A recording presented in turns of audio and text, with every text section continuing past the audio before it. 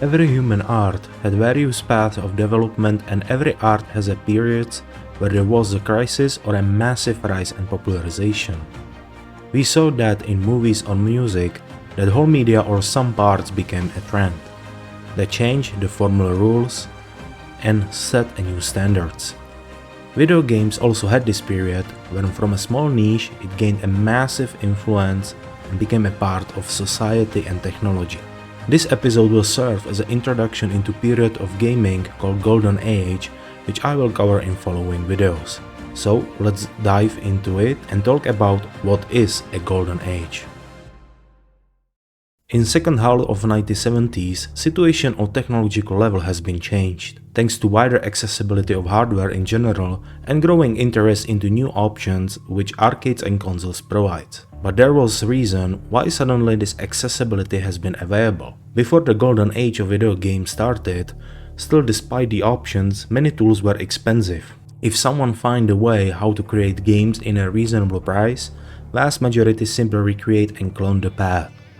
In this case, vastly due of a release Magnavox Odyssey and later Pong, which his success led into many local inspirations, clones and variations. This also led into a big competition due of easy recreation, and many companies simply fought for every dollar to get. Massive replication and big oversaturation of market led into the first crisis, which is nearly forgotten, named video game crash of 1977. There was no big point of innovation until the arrival of technology, which literally changed the whole computer industry forever.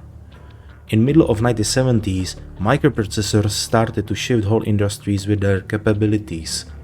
Companies started to develop new options and better hardware to escape this recycling pattern. First who made this change before 1977's crash was release of Fairchild Channel F console in 1976.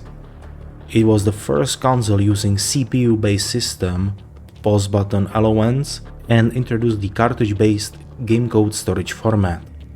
Release of the console also started the second generation of video game consoles, and very soon Atari started to develop an own console, later known as the Atari 2600 from 1977, and started to take the lead in console sphere once again. Success of Atari is one of the key markings of Golden Age. Their vision and ability to spread the technology and video games put a basis for modern gaming industry. But it was not only a classic home consoles, we also saw arrival of handhelds. Same occurred in arcades, which they became the main platform for games and became later a global phenomenon. Thanks to release of titles Space Invaders in 1978 and later another big franchises like Donkey Kong, Galaga, Asteroids, Missile Command and many more, video games landed a direct hit into society and been generally acknowledged by public. That's why many people link the golden age of video games primarily more into golden age of arcades. Computers in early 1980s also started to take their slice of the cake. First attempts to make computers more, for what we know today, small and personal, opened another place for creativity and spreading video games. But every success, rise and glory had some downfalls, and as we knew, the chase for fast money and cheap porting of games took a hard toll. It's an irony that golden age of video games covered in period between 1977 to 1983 is marked by video game crashes on both sides, but all of this led into creation of modern-like gaming industry that influenced technology and society like today. And as I said, following episodes will cover this monumental period of development, first video game blockbusters and obstacles laid onto the path to success. Thanks for watching and see you next time. Peace!